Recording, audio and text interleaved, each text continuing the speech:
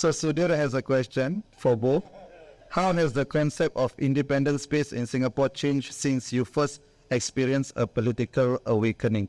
Do you think it's easier or harder today to carve out these spaces? Okay, so maybe we need a timeline also, right? So would you say that since, okay, when you guys had a political awakening is not the same when I had a political awakening, right? So 2011 maybe, post 2011, and maybe in the past 3-4 years, do you see an expansion of the space since 2011, which was a watershed election?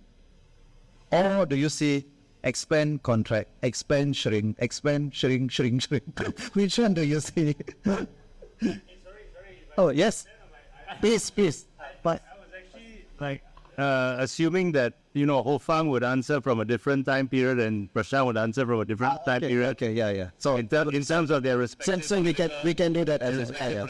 So let's so we may do a deep diving. I started back in 1979. Wow. Yeah, and in those days it was much easier because there was less surveillance, or the surveillance was not as sophisticated. They had to be physically on the ground to find out what was happening before they try and shut it down. So it was easier, and I had my own basement in those days, so it was easier, much easier. Today, I think today is much more difficult. And you can see they recognize the importance of these independent spaces. Yesterday, 2001, when the Workers' Party won a GRC, or one GRC, immediately HDB passed all the open spaces to the People's Association to manage.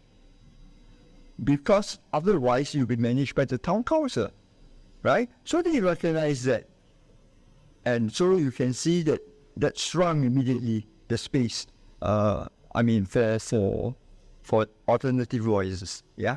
And so it is a question of opening, closing. But I think the saving grace now is that there are a lot more young people who have not been crowded yet. So they are braver, they are more open, and they have seen more of the world. So they say, what's wrong, you're using this space? Right? So they are more open to it. But every now and then you will get crowded. I don't have a good example because I think most of you know that, yeah. But you want an example, kind of see me afterwards, yeah. Yeah, I think for me I will go with the open close in a way that it's very hard for us to be quite clear where the boundaries are. Sometimes we think certain things will pass and it doesn't. And sometimes we were like, there's no way this will pass, and we submit it and it's like, oh, it gets cleared. So it's this whole murky waters of, and I'm talking about in the context of censorship for the content that we show. It's sometimes very hard because the code is very loosely worded. If you're talking about LGBT stuff, you cannot forget the exact words, but it's like you cannot have positive portrayal of this as a lifestyle and all that. So then it becomes, but then a lot of stuff somehow gets allowed, which we are quite surprised to. So it's always this, you submit and then you wait, see what happens, and then you appeal and all this. So it's this constant engagement, which actually for a business can be quite frustrating because there's always a time lag. Things may be, by the time it gets clear. We had we had a film that was quite sensitive because it featured a regional politician and talking about corruption and stuff.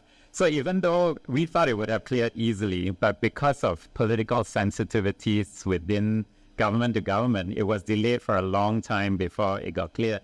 And this has commercial impact for entities like us. So it's sometimes quite frustrating for us to figuring out what our programming is, because by the time it gets delayed, then we have to figure out ways to plug it, and that affects your revenue streams and your bottom lines. So they're very real bread and butter issues for a commercial entity like us. And the frustrating part of it is it's all very ambiguous. And till now, we don't have clear guidelines on what's allowed and what's not allowed, because they're all loosely worded, which, fair enough, it gives them the flexibility also to then allow things to pass for us. Yeah.